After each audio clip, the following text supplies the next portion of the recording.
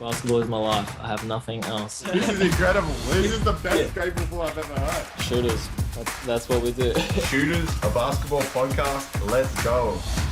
Alright, we're back after a while. It's been a little while since we've gotten back together, and I was actually excited because I thought this was episode 10, double digits, but it's episode 9, but still a pretty good thing. We'll get to 10 next week, but Jack, how's it going?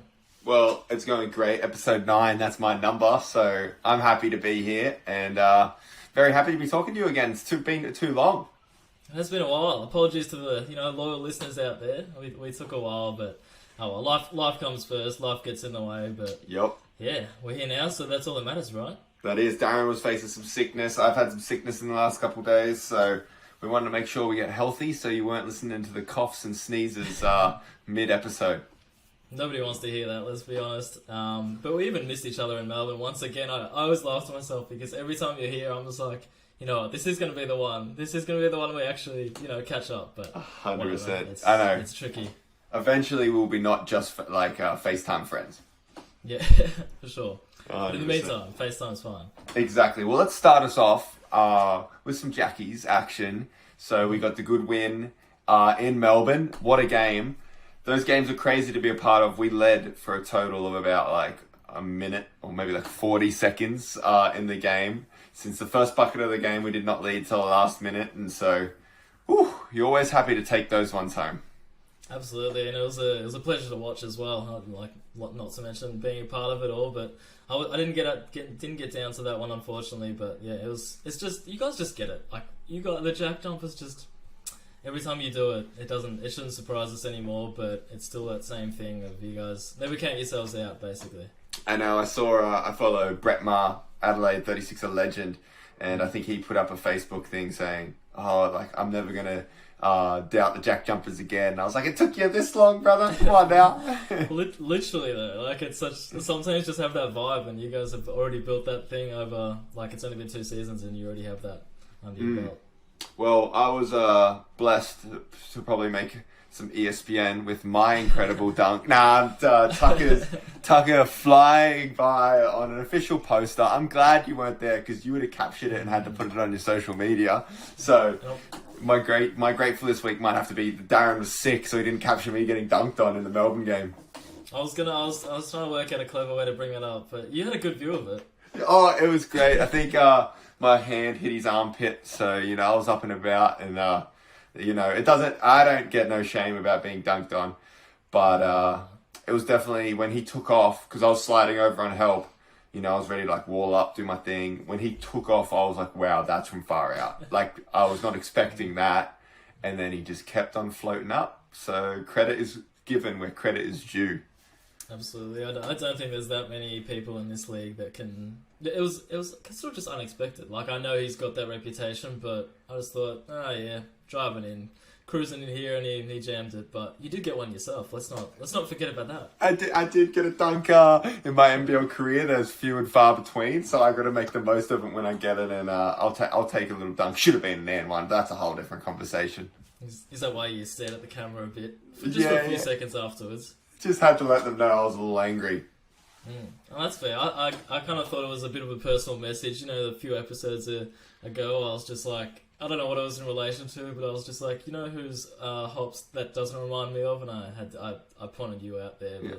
Little get back.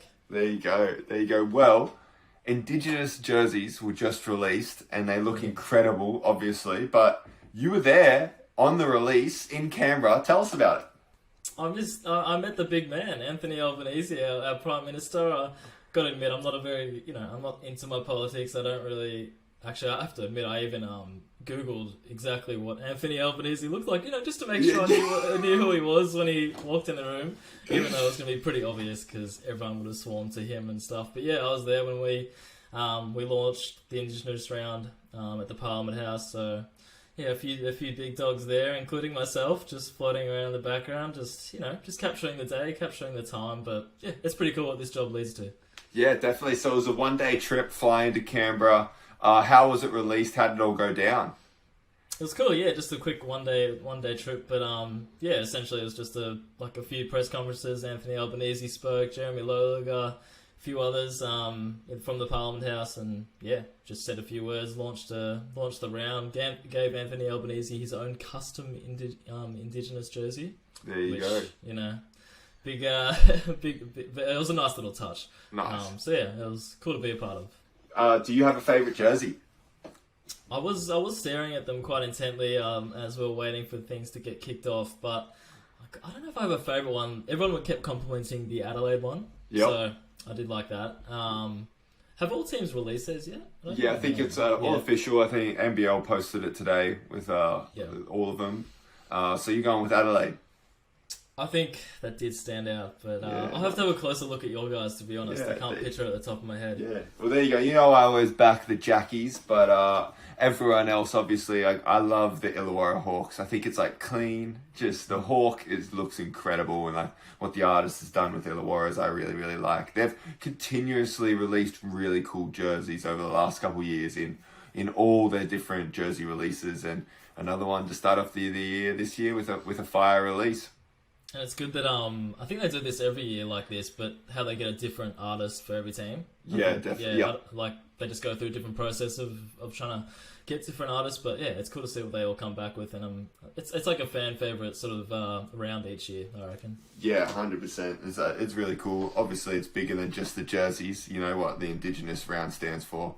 The awareness. You know, we got one of the greatest basketball players to ever do it for Australia in Paddy Mills. You know. That is pioneering that space, and you know, it's really cool that NBL jumps on that, and we're promoting the game for everyone to play, and that's really what the round's about. Not just the jerseys, obviously, even though the jerseys are a cool bonus, but it's always a fun round to be part of. It is, and all the pre-game routines and stuff with so it'll be good to see what they come up with during the games this weekend and beyond. But yeah, what else has stuck out NBL wise? What's took your fancy? No, it's sad news because I don't think people look at it from this perspective enough. It was the Brisbane head coach JD, obviously getting the sack, but you know, like I've always wanted to make a skit where we get a bunch of athletes and we just show up at a workplace with signs and like chants, like just wanting someone to get fired for making a mistake. Because I think it'd be hilarious. Imagine us walking into like an office and 8 of us are just chanting, fire them, they suck, you know, because it's one of those weird, don't get me wrong, it comes with the pressure of sport and it's a part of people supporting it. But if you put it in any other field of work, it would be a really weird thing. You'd be like, oh, we don't want their dad to have a job. Like you know, and especially in such a competitive field.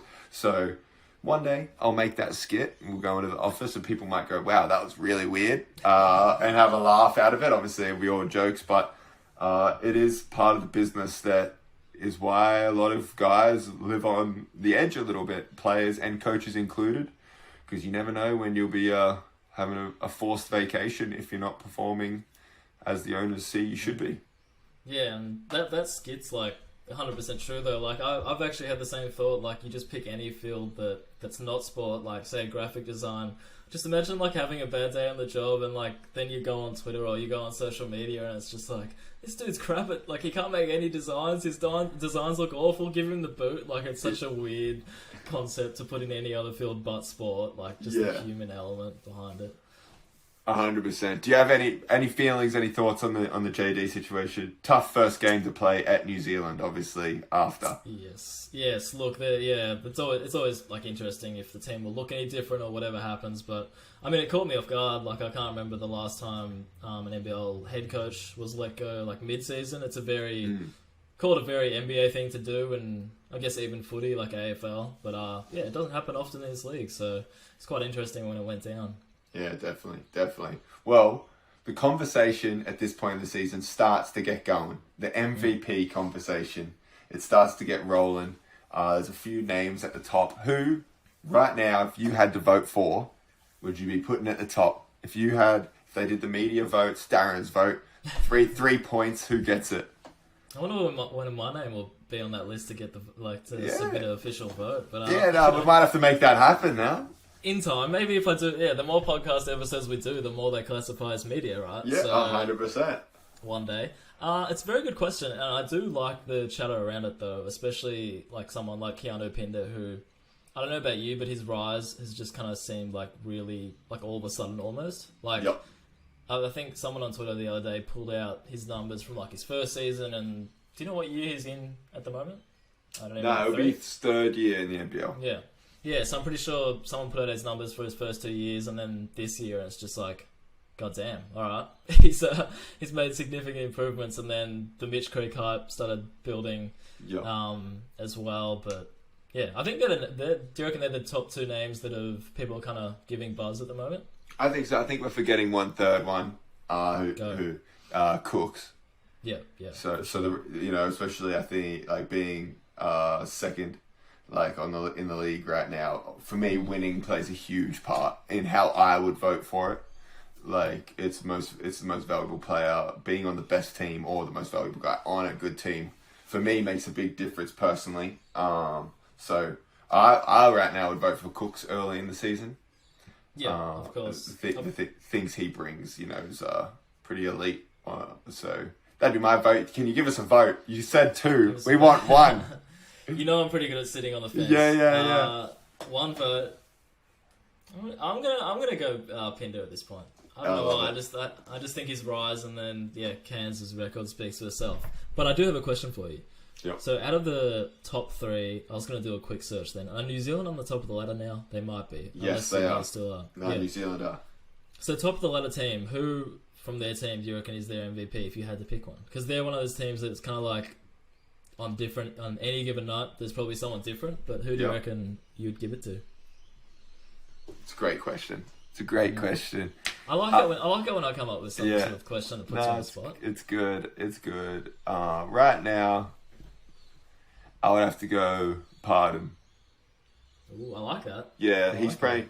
I think that the two bigs for them playing are elite. They're both playing 34 minutes a game, bringing it every single day on both ends. Personally, too, when we've versed him, he's been like the stabilizer. They've thrown it in, gotten fouled, getting to the rim. Obviously, he plays both ends, block shots. And so he brings a lot to the team. If he went down, it would be very hard for them to replace him. Like they wouldn't be able to bring anyone off the bench that does what he does. They wouldn't be able to. So for him, I would go him right now. So, I like that. Yeah. I was thinking about the answer to like if I had to choose, but I think you can't go past him purely because of consistency. Like I know, like I always call Jamal Brantley because of his brother now.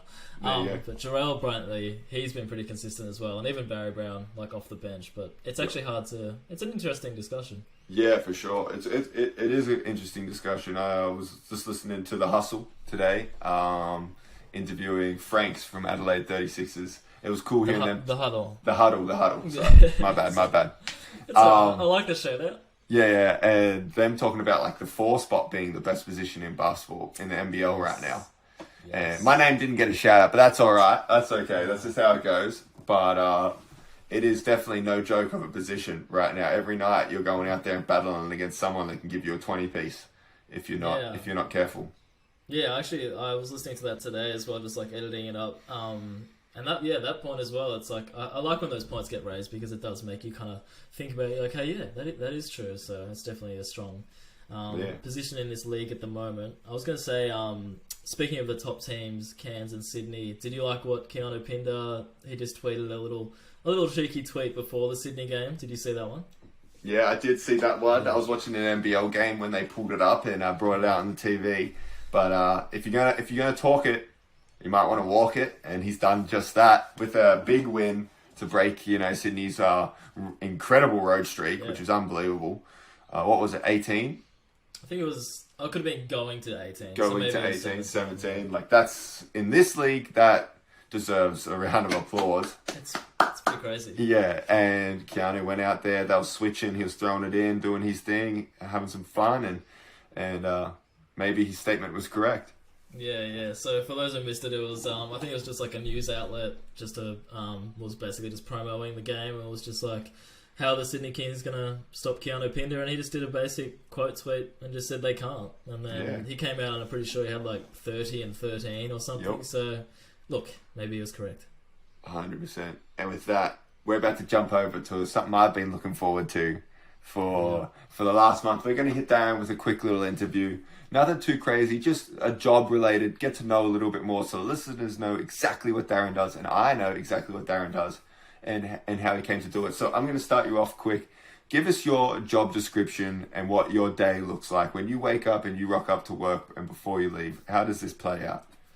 So welcome to the Darren interview that people were, obviously looking forward to. But so the official title is Senior Editor and Content Lead as part of like the NBL media.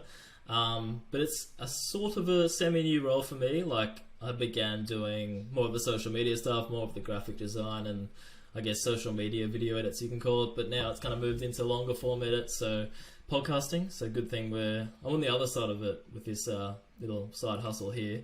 But yeah, podcasting shows, just like sort of longer form edits and helping more behind the scenes and kind of taking more of a lead about what content goes out. And yeah, I reckon that's a pretty good summary at the moment. That is what good. I do. That is. Yeah.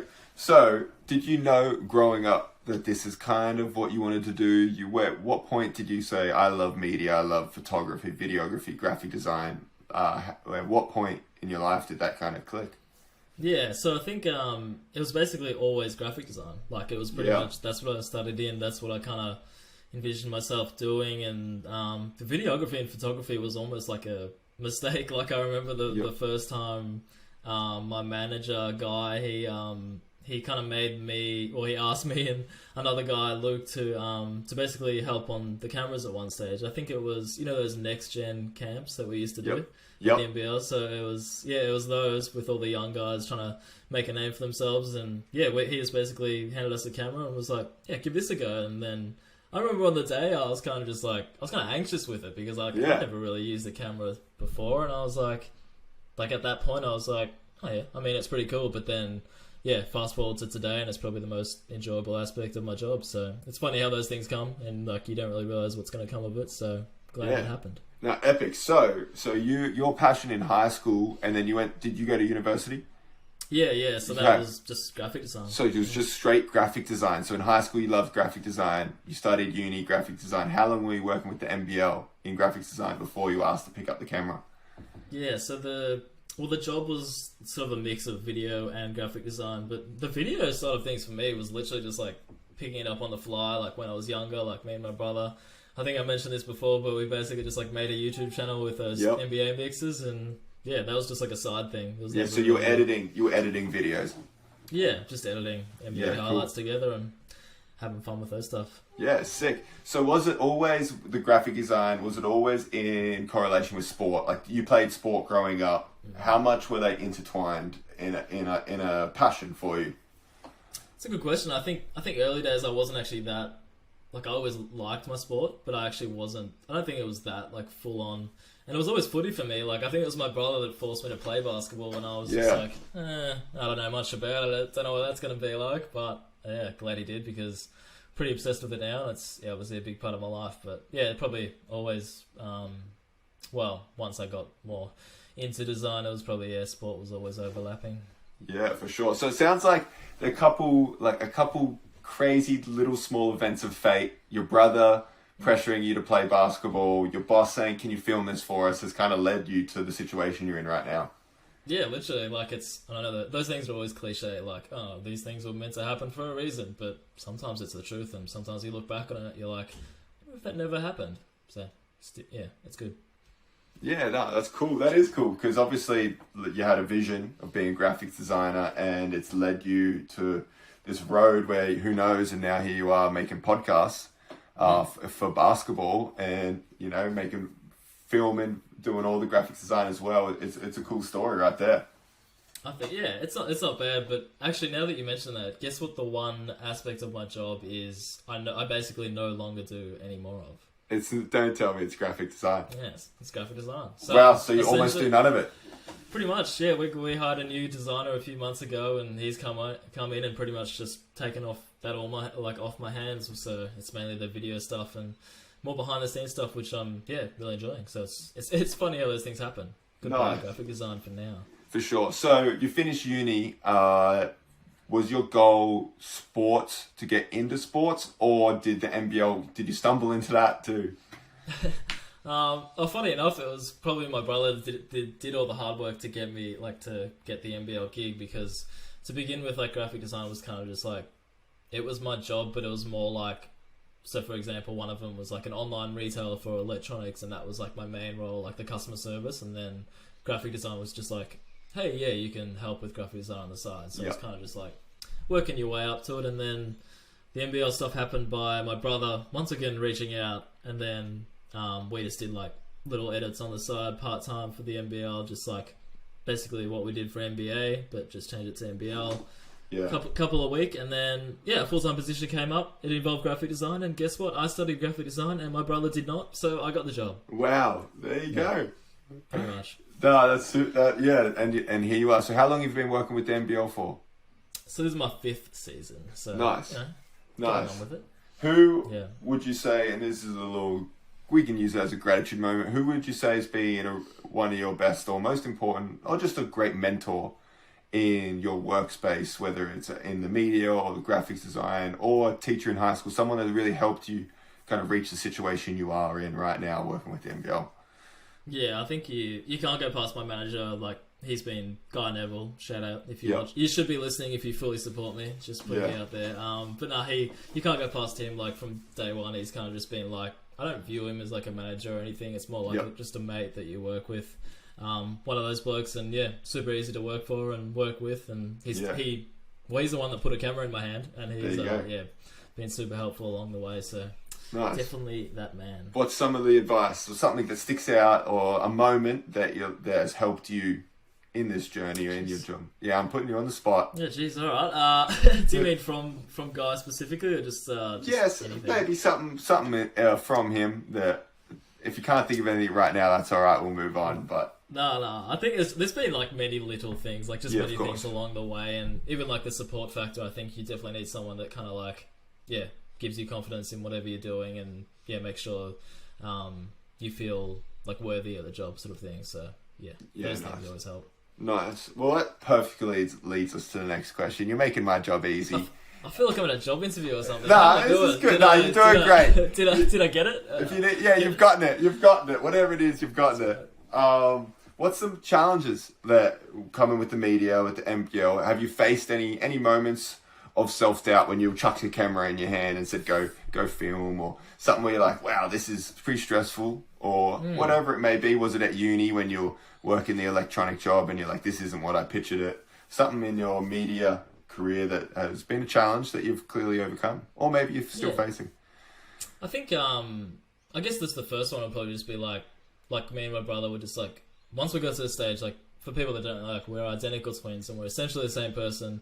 And once we got to the stage, we were like, cool, I love sport, let's somehow get into it. Like, it's kind of a challenge to actually get into something significant, or like be heard with what you think you can offer, kind of thing. But and I'd say once I kind of got to the NBL, I reckon the whole, like, what's the word for it? Like, when you have to act like you fit in, like you kind of, of course, you have to pretend. You got to pretend sometimes. Yeah, you literally have to pretend like you're like, wait a minute, I'm here for a reason, like I'm meant to be here. And an example of that is kind of like when I started shooting games and just like walking around the court side and being down the court, like being up close to you guys doing your thing.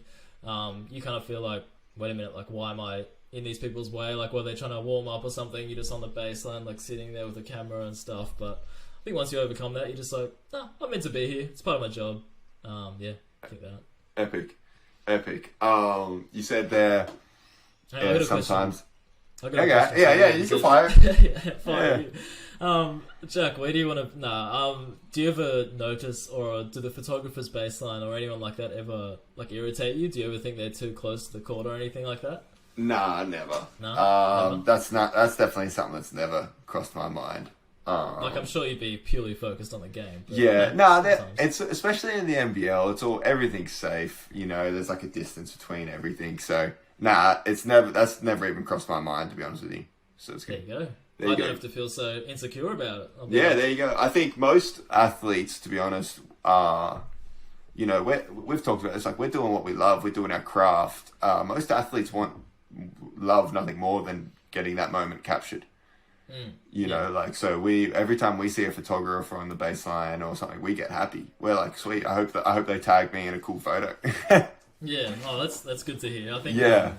there's been times where I think I can't remember who it was, but I'm pretty sure I almost like gave someone a rolled ankle just by them stepping on me. So it's moments like that you're like, oh shit, Well, I should ease back. yeah, you see LaMelo Ball rolled his ankle on a fan courtside. So it does happen, whether you're just having a couple drinks or some snacks courtside or if you're taking photos. So it's part of the game. That's true. It's all part of it. You said on that last one, it's tough when you want to get into a sport because you feel you have something to offer. What is that? What do you have to offer? Oh, okay. Yeah, Well, what do you bring to the table? So that's a good question. I don't know. I think I'm like, especially like early days getting into it, I think I was like quite versatile and things I could do. Like, I'm not sure how many sort of sporting teams would have sort of, well, like most sporting clubs and stuff would have like dedicated graphic designers, video editors, and all that. And I think what I could do, that I could bring a bit of everything to the table, I was pretty like proud of, kind of thing. Yeah, being versatile always helps, and I think just loving the game as well. I like it. You know, I'm a fan at the end of the day, so it's just like, Yep. yeah, if you're a true fan, I'm sure you can bring some sort of worth to the league, right? Yeah, no, definitely. I got all these questions lined up, but you keep just saying beautiful things that I want to keep. So obviously you didn't love basketball to start with, but then at what point were you like, wow, I love this game, I'm a fan? When did that kind of click for you? I mean, that's a good question.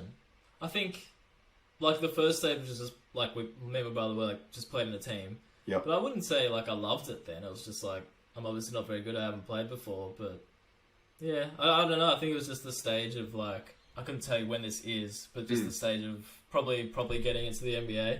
Yep. That was probably like, hey, this is really cool. Like, there's a whole different sort of world out there. But yeah, long story short, I don't have an answer for you. No, that's all right. That's something to ponder on.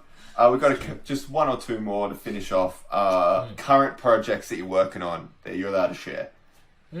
So definitely some podcasts have just released, especially one in particular with Annalie Bailey. I don't know if you've seen that float. Yeah, saw the NBL just post it.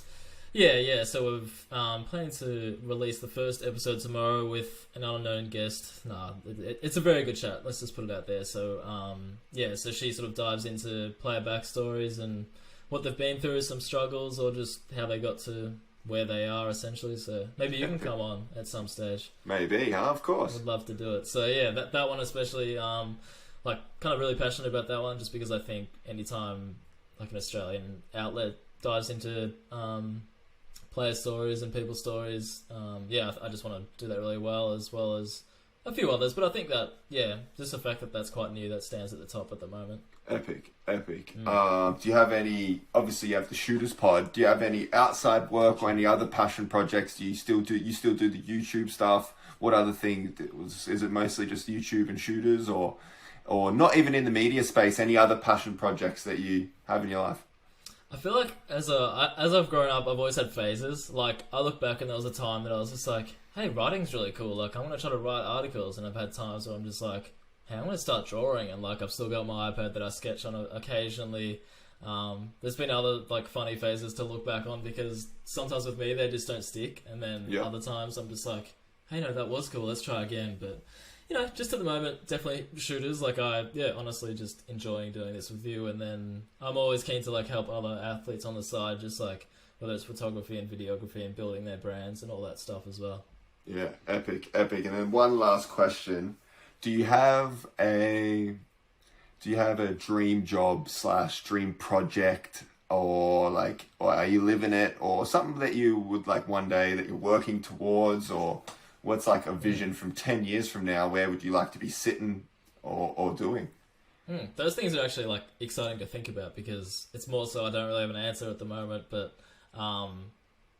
to sound not corny, like when I first got this job, I'd gladly say it was easily like a dream role, and like still is. Like, I'm still very grateful to be doing what I'm doing. So I bet it's fun to evolve, with the photography and videography stuff, and it's exciting thinking about what's next as well. Like, some like things change as you go, and when you think about that, you're like, what could I do next? So it's kind of exciting. Yeah, so no, you didn't give me a single answer. No, I didn't. Of what? So, Hey, that was a it was a beautiful answer, though. It was a beautiful answer. I was going to say, there was no specific answer, but it was pretty inspiring. Right? Yeah, no, it was. It was. So if we're going to leave it there, it's a perfect way to leave it with Darren sitting on the fence for the last answer. I'll give you one. Sometimes I'm just like again, I said I go into phases, but sometimes I'm just like, what about like really focusing on like sort of like scouting in Australia, like getting those young players before before we know about them. But then again, that's such like a big thing in the States. So I'm not sure how it really work down here. No. But that's one thing I'm like, hey, I don't know, that'd be pretty cool, but how that would work, who the hell knows? I like it. No, that's a cool idea. Way to throw that out there. I have got one more question then. Go for it. And we'll end on this one. The interview. Who would be your dream guest on the Shooters podcast? Wow, that sounds like a really good last question. We should ask anyone we have. Yeah. No way. Yeah, like some other podcasts do it like that. Dream guest. If you could have anyone. Jeez, literally anyone. Yeah, anyone. Oh. Anyone. So you could be Michael Jordan. Bloody hell, I don't know. I mean, all those top dogs would be pretty cool, but that's too difficult, and I'm shocking at answering at the best of times. But do you have any idea? Who would you answer? Do you have a name in mind? If you're thinking, if I threw that to you. Oh, mine's controversial. I don't mind it. I could go for controversy. If I could get anyone on the podcast, it would just probably have to be Kanye. I'd have to sit down and just listen to him and ask him some questions. So mine's full controversial, but it'd be crazy. That'd be just a crazy life experience. I don't. I was thinking to myself, does Jack have like his favorite idol in basketball? And you're just like, no, I'm going to Kanye. Yeah. So that would be probably mine. Hey, at least you had an answer. I'm not going to argue your answer just because you had one. Well, jeez, you got me already. That's perfect. Well, we'll leave that there. The Darren interview, guys. He did great. Give him a round of applause. Thank you very much. And now we know Darren a little bit better, and we know his job. Oh no, I have one more question. I missed out the most important question. I just hit everyone with the craziest pump fake ever. What would be, and you have to answer this one, we're not getting out of it. What would be your one piece of advice to a young person, whether in high school, university, that's chasing this sort of role, photographer, media? What would be your advice? I think just plainly put your stuff out there. Like, just literally post your stuff. Like, I know social media is such a big part of all this stuff now, but I think it sounds funny, but just like, if the right person sees your work, then you're gonna get somewhere, I reckon. Like, if your work is obviously quality, you can't just put, I don't know. If you're bad at your job or what you do, look, just keep working at it. But I think it's all about who sees your work. And I've tried to, I think some people have asked me that question before, just like other photographers that have complimented my work, and they're just like, yeah, what would you recommend? But I think I always say that one, just put your stuff out there. And like, even I've started like side little brands just because I'm just like, hey, I think I know my stuff here, I think I can help. And I did an NBL one before I got this gig. Like, I look back on it now and it was pretty terrible, but at the same time, it's just like, if people see it, they're like, hey, this person's alright at what they do. Yeah, cool. No, I like it. That's awesome advice. Put it out there, build that resume. Don't be afraid. Just literally don't be afraid. Show your stuff. Yep. Because if you upload something once a week, once a day, that content's going to get better. Yeah, literally, and it kind of holds you accountable as well. For sure, 100%. Well, that is that, and now you have a this or that to hit me. But how was that? Was that enjoyable? How do you think you went? You went great. You went great. You went great as well, asking the questions. You did pretty well there. Thank you so much for giving me all those questions. And you know what? I hope the people listening got something out of it. People probably tune into this podcast because there's a professional athlete at the other end of the mic, and you're a very interesting character. But at the same time, I'm sure 100%. People can find something. Hey, it takes two to tango, and I bet you there's a lot of people out there that want a job with working with the NBL on their media team. You never know. You never know. Yes, I do have some this or that's. They're very quick. Let me get them. Let me get them for you. You held me accountable. You were just like, you have to give me 10. So I got 10. There we go. Locked in. Are you going to answer them as well? Of course. Okay, I'll give you one. Yeah, perfect. So, first one, pretty simple. Books or movies? I have a feeling I know which one Books. you say. Yeah, but you'd say that. I'm going to say movies. I don't know why growing up I could never get into books. I like it. Ice cream or chocolate? Chocolate. Right now, what do you feel like? Chocolate. No, I'm going ice cream. Yeah. Easy. Actually, not easy, but hey, ice cream. AirPods or like over-the-ear headphones? AirPods. Which you're currently wearing right now. Yeah, AirPods for sure. Okay. I'll go the same. Yeah. Do you remember side chat? Do you remember when AirPods first came out and people thought they were like for only like the really sort of businessy people, and they kind of got made fun of? No, 100%. And then everyone, you weren't fitting into the cool social group if you didn't have some Beats. You know, you had to have the Beats. The Beats ads were going crazy. Yeah. Times change. They do change. Cold or warm weather? Warm. I'm going cold. Wow, there you go. Go cold. Yeah, go cold. Just more comfortable. Yeah. Action or comedy movies? Action. I love it. I'm just going to disagree with everything you're saying. I know. How does this partnership work? No, they're saying laughter is the best medicine is 100% true, and there's nothing like a good cackle. Just I agree. Steak or Parma? Steak. Do you call it Parma or Palmy? What's with people that call it Palmy? Every time we do this, I don't know. I sit on the fence right now. I think I call it Palmy. Give me a Palmy. Palmy. Yeah. Okay. We're disagreeing on everything. We're fighting today. We're in a fight. We're fighting. But where were you from? Were you born in Adelaide? No. North New South Wales. Yeah. So did they just call it Palmy? Palmy? Yeah, Palmy. Okay. Yeah, well, I've pretty much always been in Melbourne, so there you go. You know. Cooking or washing dishes? Washing dishes, I think. Yeah, I'm the same. Yeah, I think I'm the same. I know my One. limitations. Yeah, I know my limitations. So I'm just like, my partner is much better in the kitchen, and I have the ability to stuff up some really simple things sometimes. There you go. When you're feeling thirsty, juice or soft drink as your only options? Nah, juice. I'm not really a soft drink guy. What about you? Apple juice is delicious. I'm an orange juice. Oh yeah. At least we said juice. We're back on the same page. It's true. Chemistry blooming. Yeah. This is different. Center of attention, or just going along in the background, sitting in the background, unnoticed. Nah, that's a great question. I'm definitely a center of attention. I like to be talking and up and about. You suit that. Yeah. You suit that, I reckon.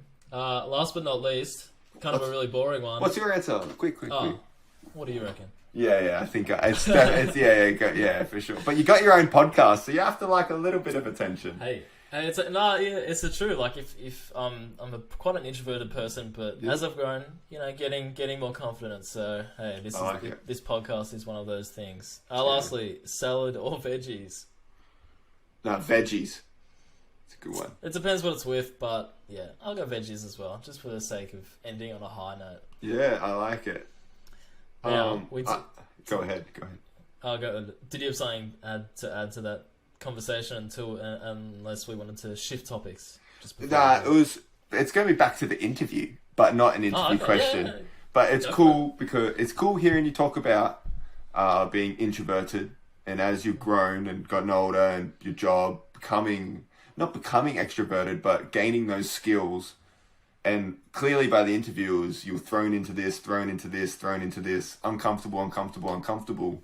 And here you are doing things that you would have never thought an introverted graphics designer.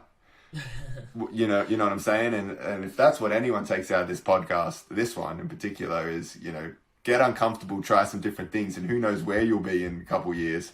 And it's just cool stuff. Yeah, no, it's a good point. Like it's the old thing about getting thrown in something you're not comfortable with, and there's still situations where I'm just like it's funny because you kind of know once you're doing it and once you come out of it, you're probably like, hey, that was really cool and that was good for me. But there's still moments where I'm just like, I actually don't want to do that. So, yeah, of course. Hey, credit to you for hyping me up and giving me the all clear to come on to be a host with you as well. Well deserved. Well, you're just like, my options weren't very... there weren't many options. No, not true. So, we got some good fanfare this week. Yes. Some few fan questions. Not sure if you saw a few of the nice messages, but I'm going to read them out quickly. Yep. This one's from Kate Roberts. She's like, love the pod. Thank you. We think it's alright as well. Wow, thanks, Kate. Thanks, Kate.